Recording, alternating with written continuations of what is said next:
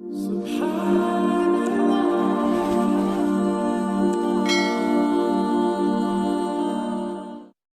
الشيطان الرجيم. بسم الله الرحمن الرحيم. ربنا لا تزغ قلوبنا بعد إذ هديتنا وهب لنا من لدنك رحمة إنك أنت الوهاب. அல்லாஹ் தஆலா குர்ஆனிலே வர்ராசிகூன ஃபில் இல்மிலே, மார்க்க அறிவிலே, இறை ஞானத்திலே மூழ்கியவர்கள், ஊறி போனவர்கள் ஓதக்கூடிய ஒரு துவாவை பற்றி அல்லாஹ் சொல்லுவான். அவர்கள் எல்லா வகையிலும் சிறப்பு வாய்ந்தவர்கள், மார்க்கத்தை பற்றி நன்கு விளங்கியவர்கள், மார்க்கத்தினுடைய கொள்கைகளை பற்றியும் நன்கு அறிந்தவர்கள். அவர்கள் செய்யக்கூடிய துவாவை பற்றி சொல்லும் பொழுது, ரப்பனா லா துஸிக் குலூபனா பஅத இத் ஹதைதனா, யா அல்லாஹ் நீ எங்களுக்கு ஹிதாயத்தை கொடுத்த பிறகு, நேர்வழியை காட்டிய பிறகு எங்களுடைய உள்ளங்களை சருகச் செய்து விடாது. லா துஸிக் குலூபனா பஅத இத் ஹதைதனா, நீ எங்களுக்கு நேர்வழியை காட்டிவிட்டாய், உன்னுடைய இல்மின் மூலமாக எங்களை சிறப்புப்படுத்தி இருக்கிறாய், எங்களுக்கு சரியான பாதை எது என்பதை காட்டி கொடுத்திருக்கிறாய். ஆனாலும் அதற்கு பிறகும் எங்களுடைய உள்ளங்களை சருகச் செய்து விடாது. சத்திய பாதையை விட்டும் விலகி அசத்தியத்தின்பால் போகக்கூடிய நிலையை உருவாக்கி விடாதே என்று துவா செய்வார்களாம். யார் இல்மிலே, அறிவிலே, மார்க்க விஷயங்களிலே நன்கு அறிந்திருக்கிறார்களோ அவர்களுக்கு அந்த அச்சம் இருக்கும். அல்லாஹ்விடத்திலே துவா செய்து கொண்டே இருப்பார்கள், நாங்கள் இந்த நிலையை விட்டும் அடிபிறந்து விடக்கூடாது.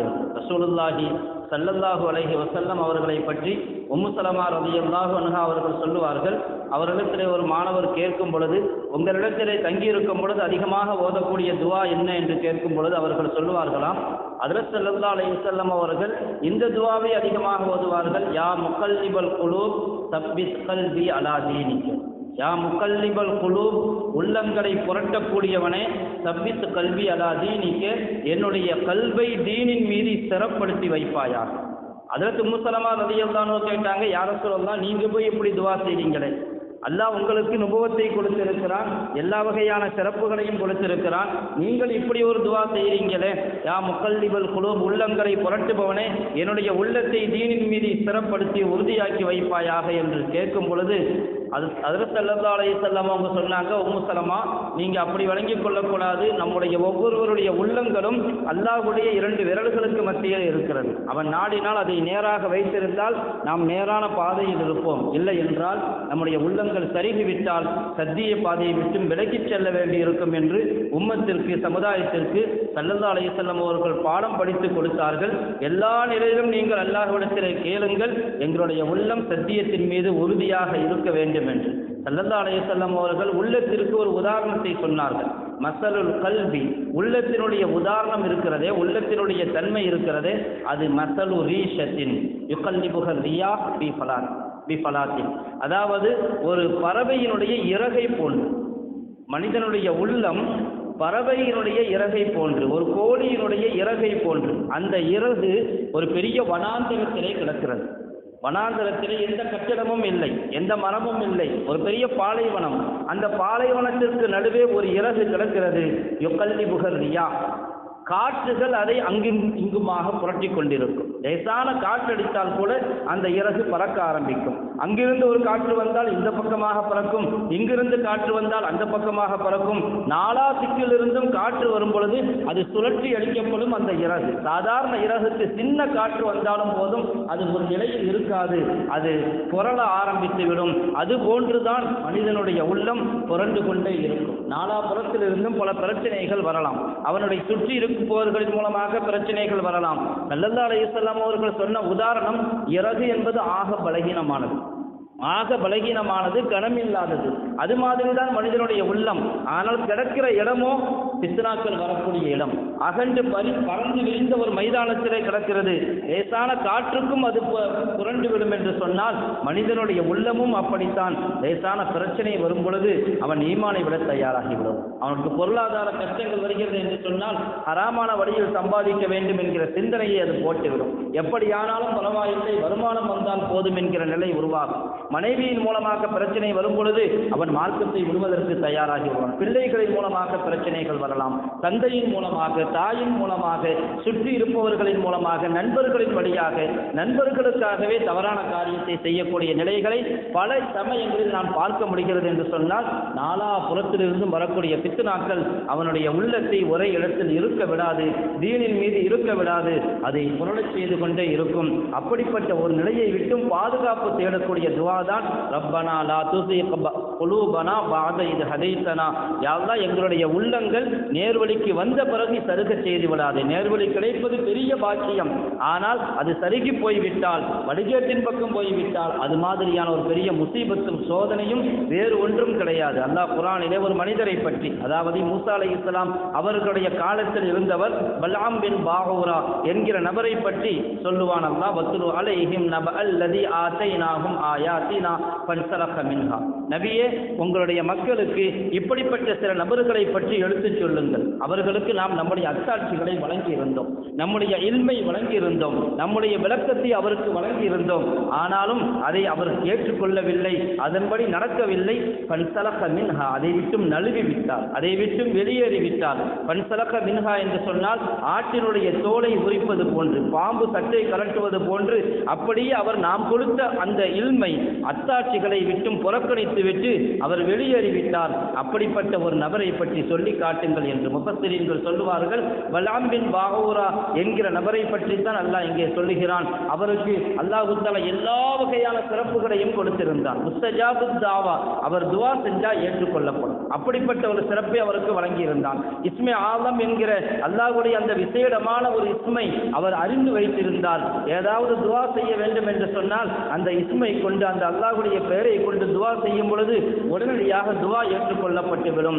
மூசா அலைஹிஸ்ஸலாத்து வஸ்ஸலாம் அவர்கள் பைத்துல் மக்திஸை நோக்கி தங்களுடைய படையை கொண்டு வருகிறார்கள்.